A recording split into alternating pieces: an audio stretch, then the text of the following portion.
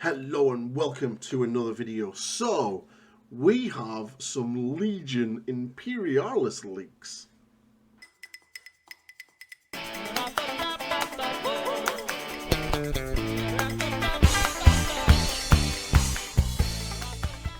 So here we are. The articles here is Legion Imperialis, what makes the Solar Auxiliary the best human soldiers around. Basically, they're not just Space Marines that were in the Horus Heresy, as it says in the article. And it wasn't just the Imperial Guard, or in 30k they would be the Imperial Militia. They did have like void capable normal human soldiers, and they were like the Solar Auxiliary. So they are like void hardened armor. They can like fight in spaceships and in low grav and low G sort of battlegrounds. They're not Space Marines, but they can kind of almost do what a Space Marine can do. And they're a pretty cool army, to be fair. I would imagine that the mystery army that they're probably going to preview on the 14th of October on Warhammer Day is probably going to be plastic Solar Auxiliary. That is the general rule. That is the general rumor. Now, the only two armies that are currently on Forge World that are resin are Solar Auxiliary and the Mechanicus. Now, the fact that there's a lot of push for Solar Auxiliary in Legion Imperialis, and they haven't really got any rules yet in the Horus Heresy, the 28mm game. I would imagine that the fact that they don't have a book yet, and there's a mystery army, and there's new things in the epic version of the game that the larger scale game doesn't have, I'm gonna basically, go 2 and 2 is 4 and suggest that these are probably going to be the mystery army.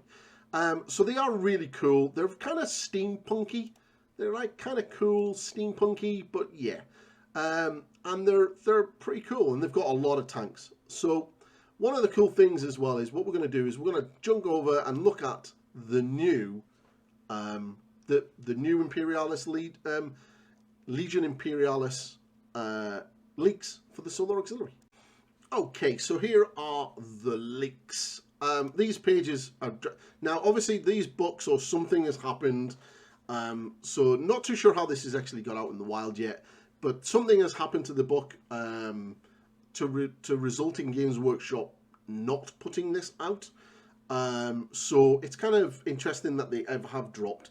So there's a lot of this stuff that they have actually shown already in articles, but this is literally the full army list.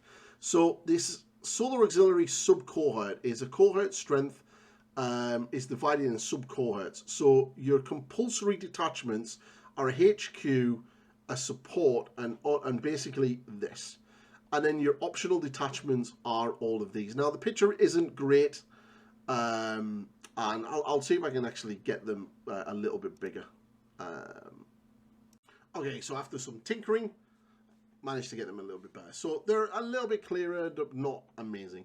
But yeah, so this is the detachments, and you got a little bit of fluff, and you get, this is basically in this cohort what you get. So your compulsories is what you have to take, and that is a HQ, a support, an auxiliary las rifle, an auxiliary las rifle. And then your options, you can get, I'm not too sure what they are, transports, some more supports, 2 supports, a battle tank detachment, and a core detachment, which I would imagine is the las rifle one. And then you can have one of the following, which is a light armor or a vanguard, and then one of the following, which is artillery, battle tank, or air support, which is kind of cool. That's the basics what you're going to get. The next, you're going to have the army list itself. So following section presents the army list from the Solar Auxiliary, reflecting the foundation of the army with the various Solar Auxiliary cohorts were based, when you'll find all of the rules needed to build a Solar Auxiliary army. So Solar Auxiliary force can include a maximum of 1 legate command per 1,500 points limited. So a 2,000 point army can include a single legate command. A 3,000 point army can have 2 legate commands. Awesome. So close formation fighting. The Solar Auxiliary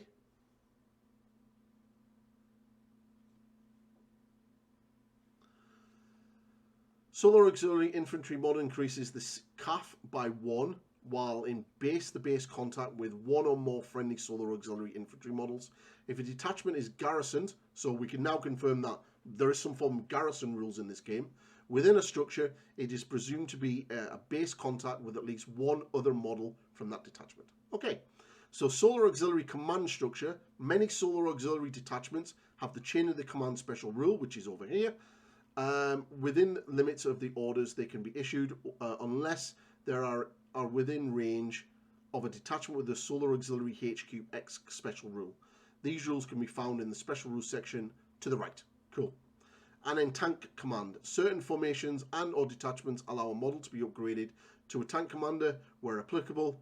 This will be stated in the relevant description. A model upgraded to a tank commander gains the Solar Auxiliary HQ 6-inch special rule and increased its morale characteristic by 1 to a maximum of +2. Where possible, a model upgraded to a tank commander should be clearly visible. This can be done through having an officer in a coupler, a small banner, or an alternative paint scheme or similar identifying models. Okay, cool. So I like that. There's some pretty solid rules there. So the chain of command rule is a detachment with the chain of command special rule can only issue an advanced order unless instructed otherwise.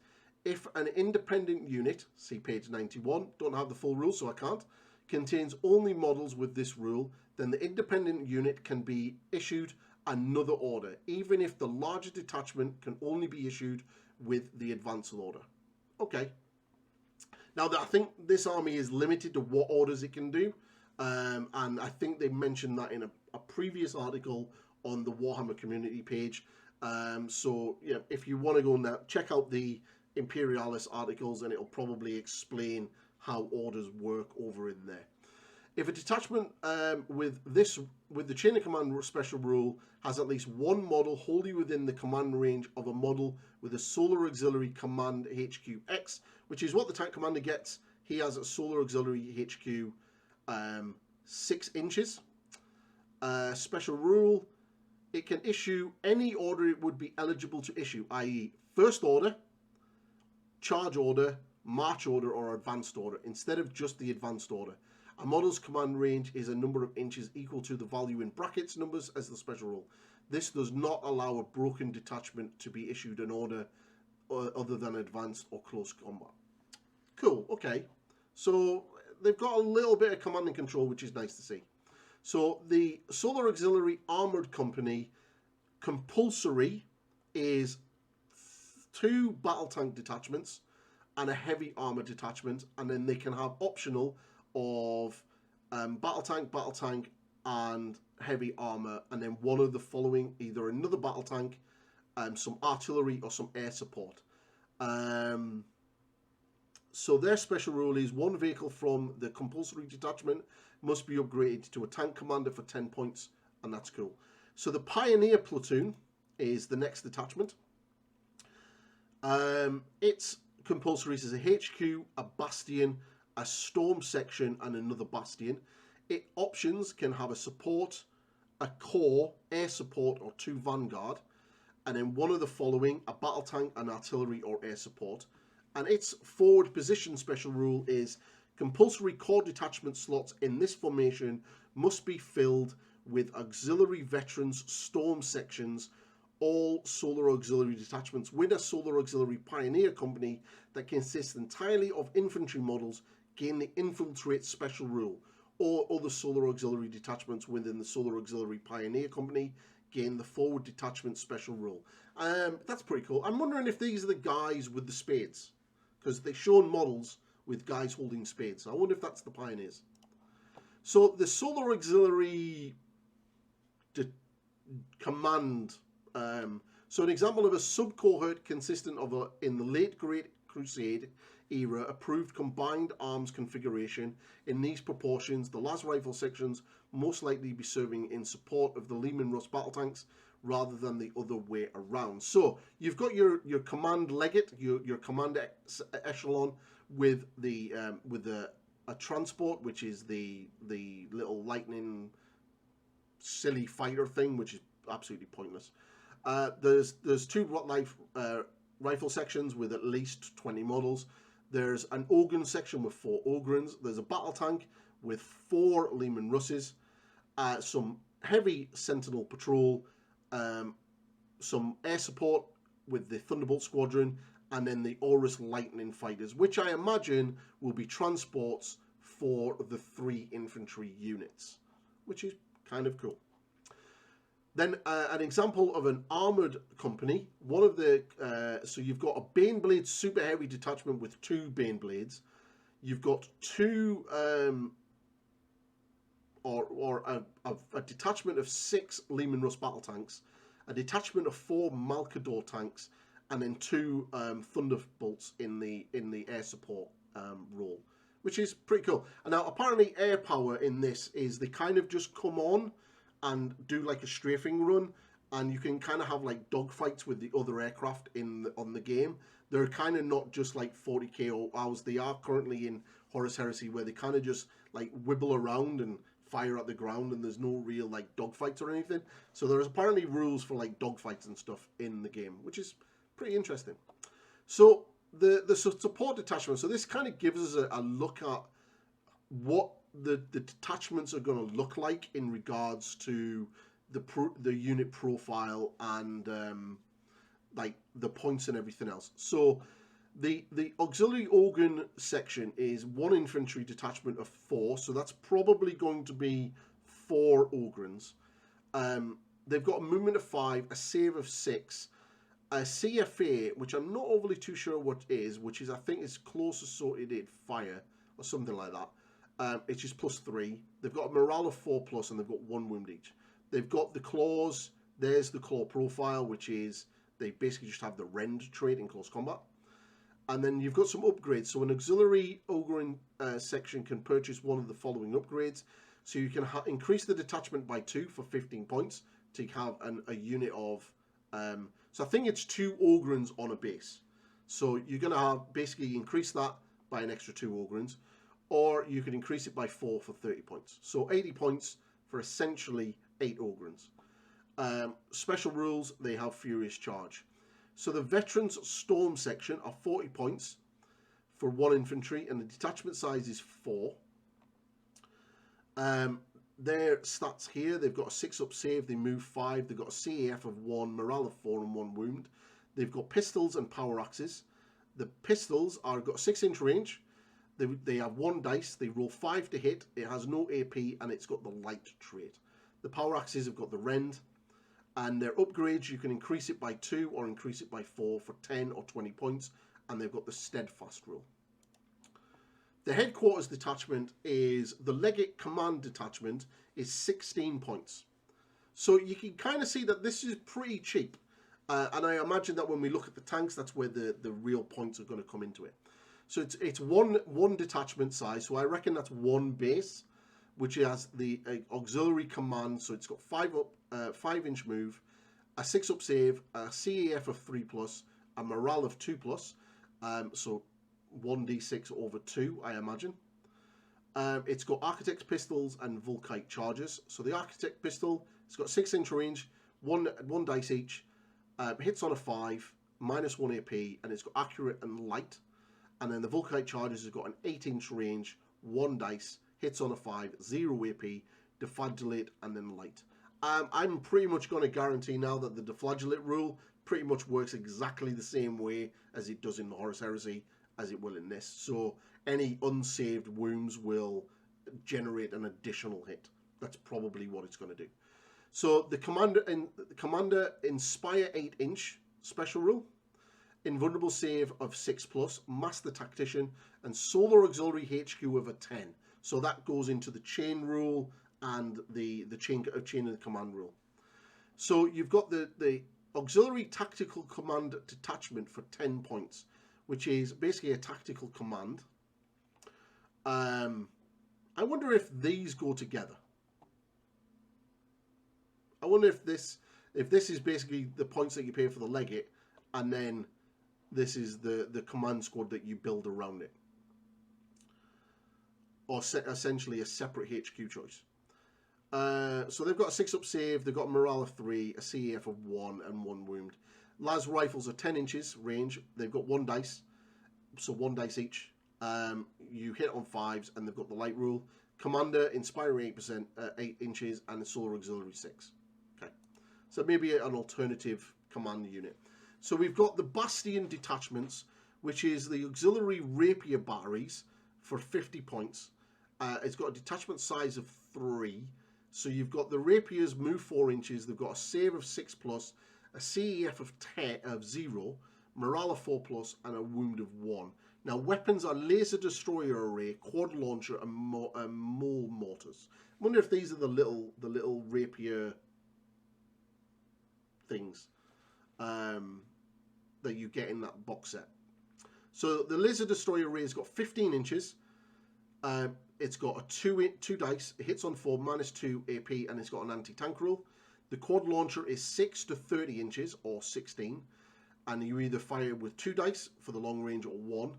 And then you've basically got hits on force for both, -1 AP for both. And then the long range version has got barrage and light. And then the normal one has got the demolisher and light anti-tank. And then the mole mortar is a 20-inch range weapon, 1 dice, hits on 4s, -1 AP, and is burrowing. And you can increase that by 40 points or 70 points for a 3 or 6 to increase it by. It has the bulky, and it has chain of command rule. Auxiliary Tarantula battery is 36 points, has a detachment size of 4. So Tarantula guns don't move. They've got a 5-up save, a -3 CEF, and 1 wound each. They don't have morale. Tarantula las cannon battery, or the Hireless air defense missile launchers. I'm thinking that these are the little sort of weapon platforms on the little small cross bases. So you've got basically the last cannons are 22-inch range, 2 dice, hits on 5+, -1 AP, and then anti-tank. So again, you can choose which one you're taking. And you can increase the detachment by 2 or by 4 for 15 or 25 points. And they've got an automated sentry, which is cool. So the core detachment is the auxiliary las rifle. And they're 30 points for 4 detachment size.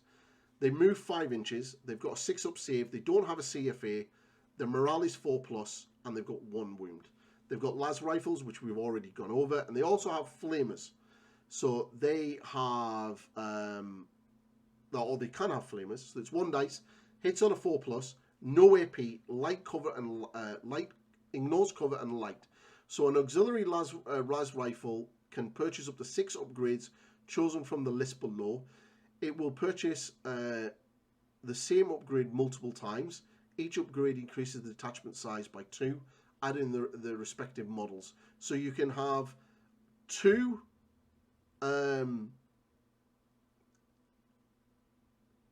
So you can have more auxiliaries for 12 points. You can have flamers in the unit for 12 points.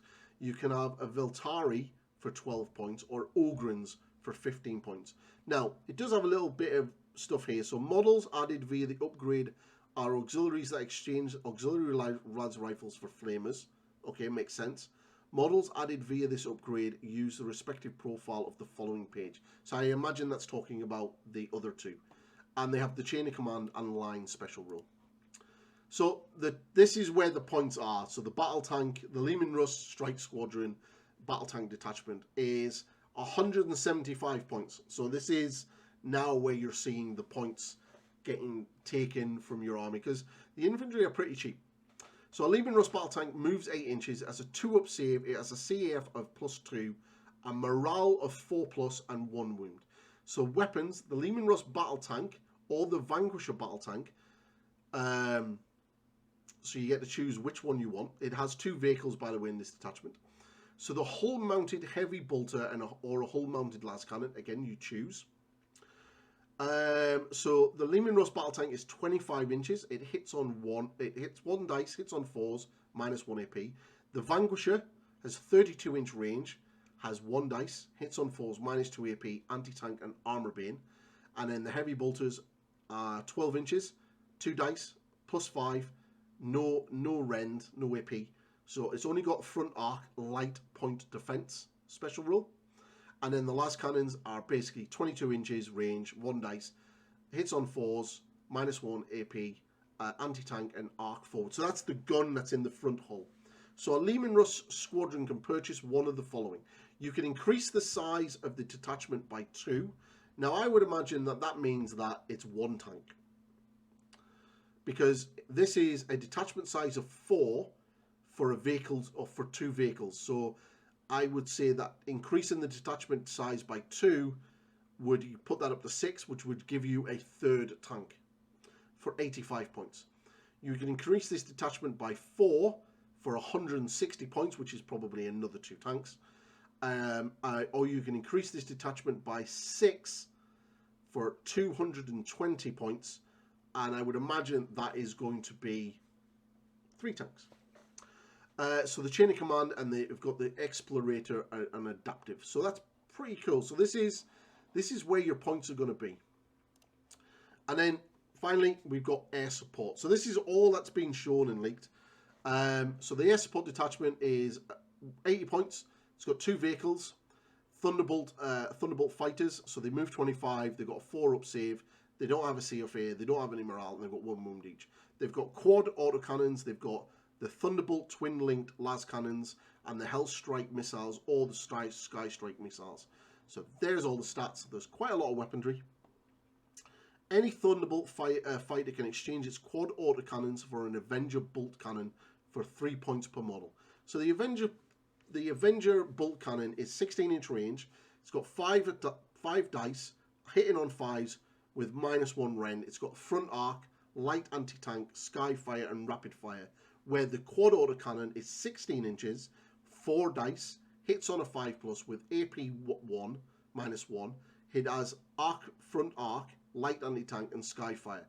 So for an extra 3 points, I would probably go for the Avenger bolters, because, you know, you pretty much got the same rules, but you also now get the rapid fire rule, which seems to be a bit better.